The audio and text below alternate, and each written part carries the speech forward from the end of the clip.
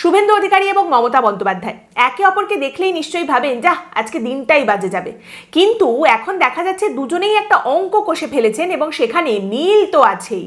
মানে একে অপরের সান্নিধ্যে এতদিন থেকে রাজনৈতিকভাবে বিকশিত হয়েছেন, সেখানে মিল যে একটা রয়েছে দুজনের মধ্যে সেটা কিন্তু সামনে এসেই যাচ্ছে। বা বলা যেতে পারে what Suvendu thinks today Mamata thinks tomorrow. Suvendu Adhikari একটু আগে ভেবে ফেলেছেন, মমতা বন্দ্যোপাধ্যায় একটু পরে ভেবেছেন, কিন্তু মিল একটা হয়ে গেছে। দেখুন, শুভেন্দু অধিকারী এতদিন এসআইআর এর জন্য একটা অঙ্ক কষছিলেন যেখানে একটা ফিগার সেটা একদম সব সময় একই থেকে গেছে, আর সেটা হলো 1 কোটি নাম বাদ যাবে এসআইআর হলে।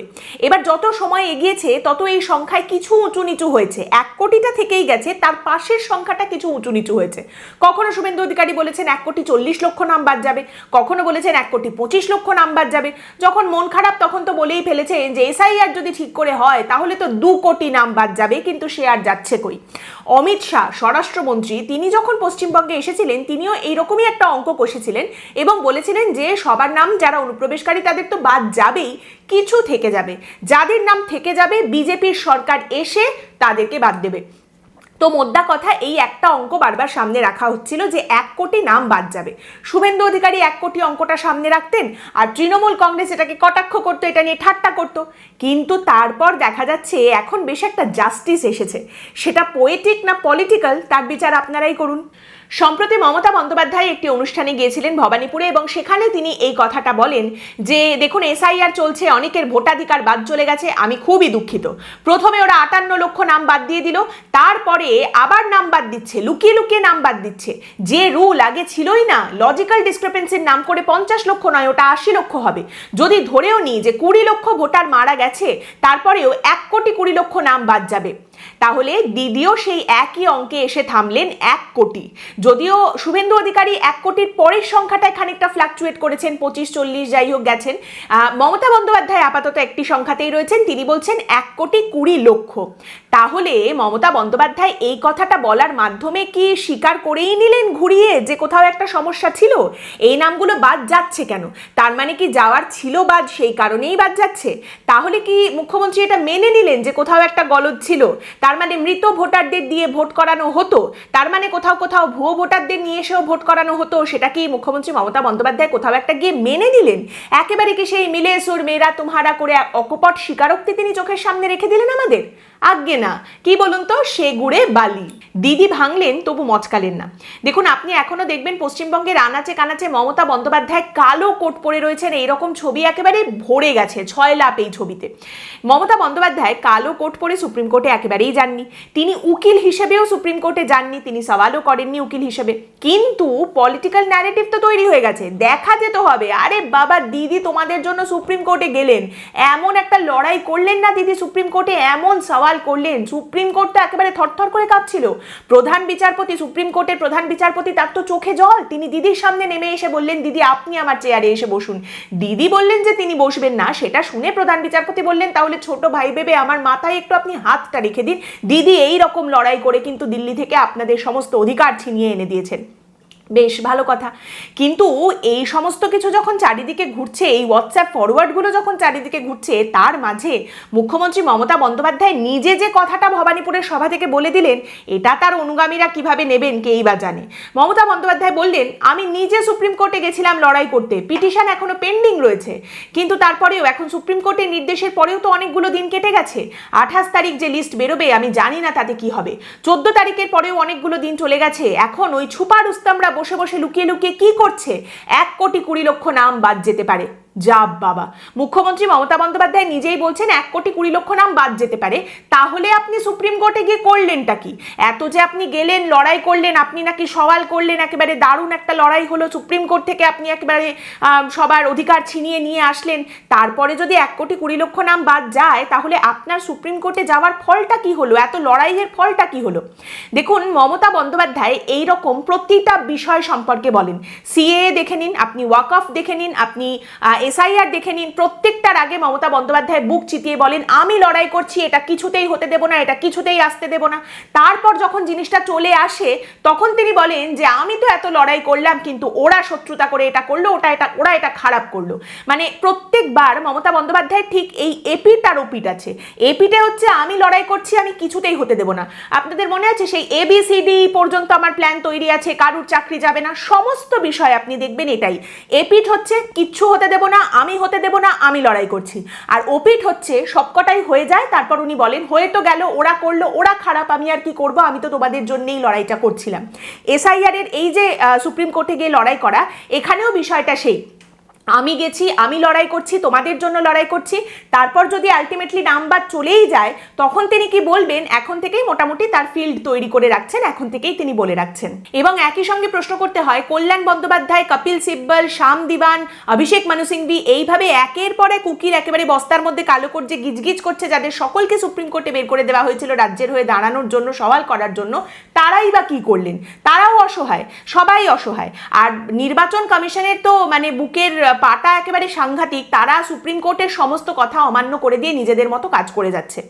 এবং তারই সঙ্গে এখানে একটা কথা কিন্তু মনে করিয়ে দিই, সুপ্রিম কোর্টের তরফ থেকে বলা হয়েছিল যে পশ্চিমবঙ্গে এসআইআর নিয়ে একটা ব্যতিক্রমী পরিস্থিতি তৈরি হয়েছে। এমন একটা পরিস্থিতি রাজ্য সরকার তৈরি করেছে যেখানে আদালতকে হস্তক্ষেপ করতে হচ্ছে, এবং সেখানে কিন্তু এই এসআইআর এর যে তথ্য যাচাইয়ের কাজ বাকি রয়েছে সেই কাজটা জুডিশিয়াল অফিসারদের হাতে তুলে দিয়েছে সুপ্রিম কোর্ট।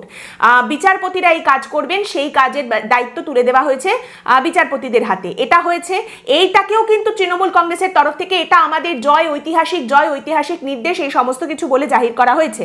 আগেই যেটা বললাম যে মমতা বন্দ্যোপাধ্যায় সেই একই খেলা শুরু করেছেন যে বৈতরণের ওপরে তিনি অনেক কিছু পার করে গেছেন।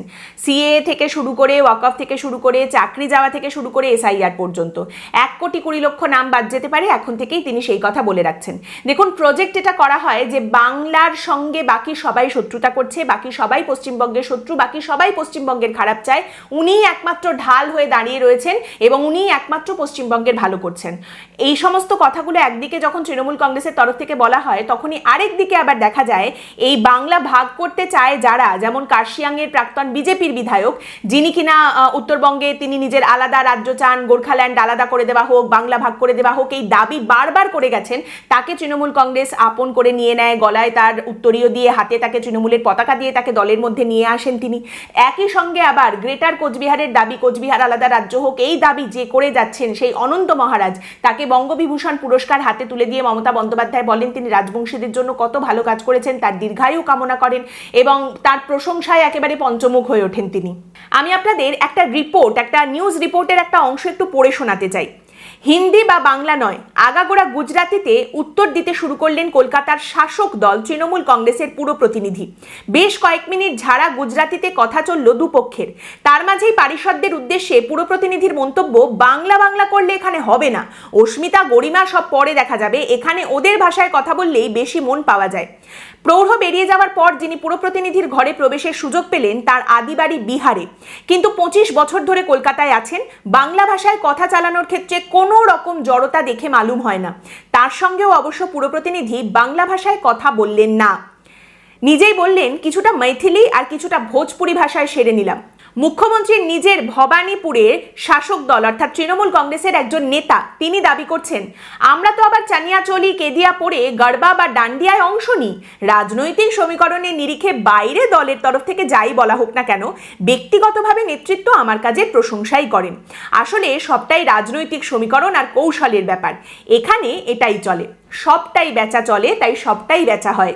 আজ যখন মুখ্যমন্ত্রীর কালো কোট পরা ছবি চারিদিকে ঘুরে বেড়াচ্ছে, তখন একটা খবরের কথা আপনাদের শুনিয়ে যাই।